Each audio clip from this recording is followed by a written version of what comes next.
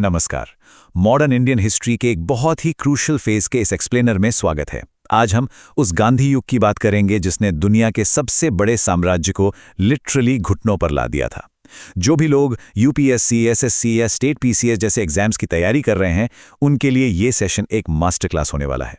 हम यहाँ सिर्फ तारीखें नहीं रटने वाले, बल्कि उस पूरी ऐतिहासिक जर्नी को डिकोड करेंगे जिसने भारत की किस्मत हमेशा के लिए बदल के रख दी। 1915 से 1947 तक के इस सफर पर अगर हम नजर डालें तो ये कोई आम टाइमलाइन नहीं है। ये एक इंसान के भारत लौटने से लेकर आज़ादी की सुबह तक का एक विशाल सफर है। शुरुआत के छोटे छोटे प्रयोग कैसे एक ऐसे नेशनल तूफान में बदल गए जिसे रोकना ब्रिटिश हुकूमत के लिए नामुमकिन हो गया, ये सच में बहुत ही फैसिनेटिंग है। आज का हमारा एजेंडा एकदम क्लियर है। इसे हमने इन 5 हिस्सों में बांटा है: आगमन और मूल सिद्धांत, शुरुआती सत्याग्रह, असहयोग आंदोलन, दांडी मार्च और आखिर में भारत छोड़ो आंदोलन। ये क्रोनोलॉजिकल स्ट्रक्चर एग्जाम्स के नोट्स बनाने के लिए एकदम परफेक्ट है, ताकि पूरी कहानी एक फ्लो में याद रहे। तो चलिए बिना किसी देरी के पहले चैप्टर से शुरू करते हैं, आगमन और मूल सिद्धांत। साल 1915 महात्मा गांधी भारत आते हैं, लेकिन मैदान में उतरने से पहले कुछ बेहद मजबूत वैचारिक हथियार तैयार किए गए। पहला था सत्याग्रह। अब देखिए, यह सिर्फ एक शब्द नहीं था, इसका सीधा सा मतलब था सत्य पर टिके रहना, अन्याय के खिलाफ एक अडिग अहिंसक प्रतिरोध। जरा उस वक्त के बारे में सोचिए। ब्रिटिश साम्राज्य जो सिर्फ बंदूकों और तोपों की भाषा समझता था, उनके सामने सत्याग्रह एक ऐसा हथियार था जिसकी कोई काट ही नहीं थी। दुश्मन को शारीरिक बल से नहीं, बल्कि सत्य की ताकत से हराना, यह एक बिल्कुल नया कंसेप्ट था। और इस पूरे मूवमेंट की मॉरल फाउंडेशन थी अहिंसा। गांधी जी के लिए अहिंसा कोई कमजोरी नहीं, बल्कि सबसे बड़ी ताकत थी। ये सिर्फ हथियारों का इस्तेमाल ना करना नहीं था, बल्कि मन, वचन और कर्म से किसी को नुकसान ना पहुंचाने का एक स्ट्रिक्ट कमिटमेंट था। अब जरा इमेजिन कीजिए, जब निहत्थे लोगों पर लाठियां दरसती थीं और वो पलटवार नहीं करते थे, तो पूरी दुनिया के सामने ब्रिटिश साम्राज्य की क्रूरता अपने आप बेनकाब हो जाती थी। ये बहुत ही पावरफुल स्ट्रैटेजी थी। फिर आते हैं स्वदेशी और असहयोग पर। अपने देश की चीजों का इस्तेमाल करना और ब्रिटिश नीतियों के साथ किसी भी तरह का कोऑपरेशन न करना, यह सिर्फ एक पॉलिटिकल स्टेप नहीं था, बल्कि ब्रिटिश हुकूमत की इकोनॉमिक बैकबोन पर एक सीधा प्रहार था। ब्रिटेन यहां से कच्चा माल ले जाकर वापस भारत में ही तैयार माल बेचता था। स्वदेशी ने इस पूरे सिस्टम को ही जाम कर दिया।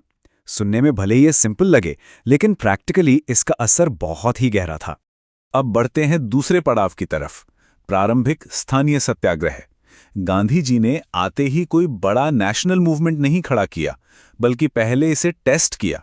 1917 और 1918 के बीच हुए ये 3 शुरुआती आंदोलन असल में गांधी जी की प्रयोगशाला थे। सबसे पहले 1917 का चंपारण सत्याग्रह, जहां तिनकठिया प्रणाली में फंसे नील के किसानों के लिए आवाज उठाई गई। फिर 1918 में अहमदाबाद मिल हड़ताल, जहां पहली बार भूख हड़ताल का इस्तेमाल हुआ और मजदूरों को उनका प्लेग बोनस मिला।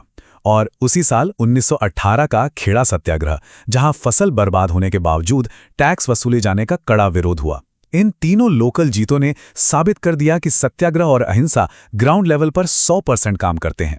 चलिए अब तीसरे चैप्टर की बात करते हैं, असहयोग आंदोलन। लोकल लेवल पर मिली इन सफलताओं ने एक बहुत बड़ी नेशनल मूवमेंट की नींव रख दी थी।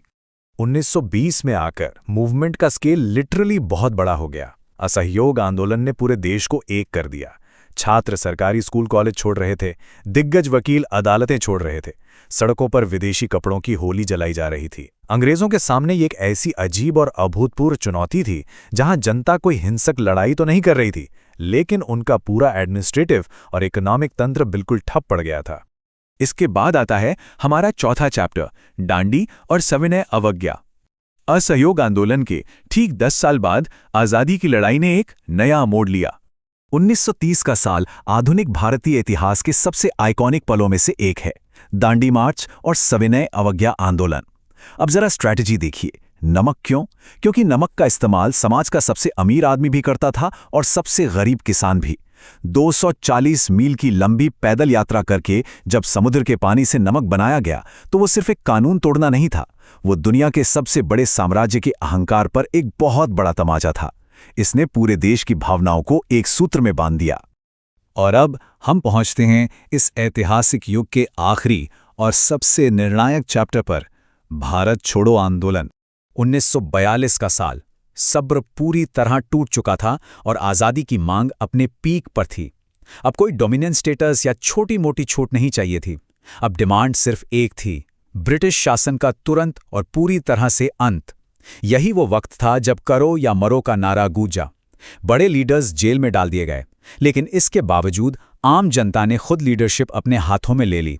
ये लिटरली एक आर पार की लड़ाई बन चुकी थी। तो एग्जाम्स के पॉइंट ऑफ व्यू से ये जो समरी है, चंपारण 1917 के शुरुआती प्रयोग से लेके भारत छोड़ो 1942 के फाइनल प्रहार तक, ये आपके लिए एक अल्टीमेट चीट शीट है। इन आंदोलनों का नाम और उनके साल अपने दिमाग में एकदम लॉक कर लीजिए, क्योंकि यहां से डायरेक्ट सवाल बनते हैं। ये सिर्फ कुछ डेट्स नहीं है, बल्कि ये एक पूरे जन संघर्ष के विकास की शानदार कहानी है। इस एक्सप्लेनर को खत्म करने से पहले एक सवाल सोचने के लिए, 1947 में आज़ादी तो मिल गई, लेकिन सत्याग्रह और अहिंसा जैसे सिद्धांत क्या वहीं इतिहास के पन्नों में बंद हो गए? आज की मॉडर्न दुनिया में जब भी कहीं कुछ गलत होता है या अन्याय होता है, तो बदलाव लाने के लिए इनमें से कौन सा सिद्धांत सबसे ज़्यादा रेलेवेंट और पावरफुल लगता है? इस पर ज़रूर विचार कीजिएगा। इस विश्लेषणात्मक सफ़र में हमारे साथ जुड़ने के लिए बहुत बहुत शुक्रिया और अपनी तैयारी पूरी एनर्जी के साथ जारी रखिए।